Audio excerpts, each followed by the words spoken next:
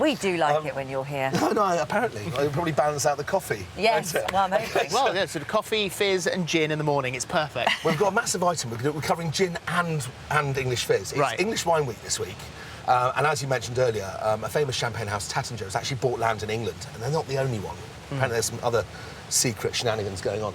But I thought, out of the huge range of fizzes that are actually quite good in this country now, what would I use? So I had to pick three, just so we can get on with it. So this is one of the good things to come out of global warming, I suppose. Yeah, Is that what it is? it really is. Or have we just suddenly decided or discovered that we can make them? It has. You know, it would be churlish to lie and say that it's nothing to do with global warming, but it really is. What is this? This is a wine called Camel Valley Annie's anniversary cuvee, and Camel Valley is a brilliant little fizz.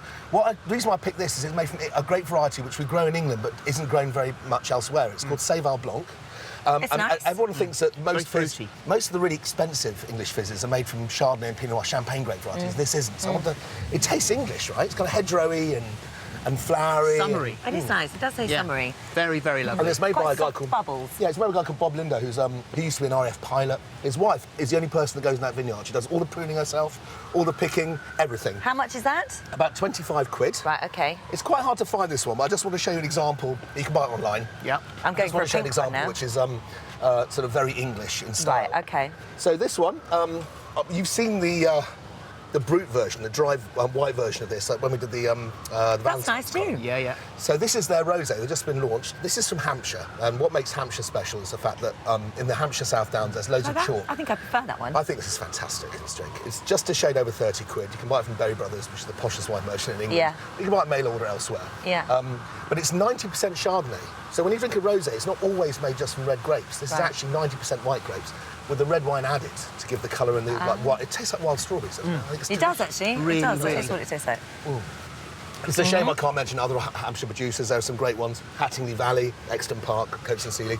So, Chapeldown now we Right, move Chapeldown. So this is, I suppose, the most successful English wine producer. They're famous for table wines as well. But what they've got here is, we've got a wine that they sell in Waitrose for £16.99, so you don't have to pay a king's ransom for English fizz anymore. There are people making good English fizz for less than 20 quid. However, I want to go straight onto this. This is called Kit's Coty. It's from a piece of chalkland in Kent. What they've done is they've picked the very best bit of the pressing, which is called the cœur de cuvée, the heart of the cuvée. So this is Kit's Coty cœur de cuvée, and this is 100 quid. Wow. So this is the first English wine to be sold at £100. It is special.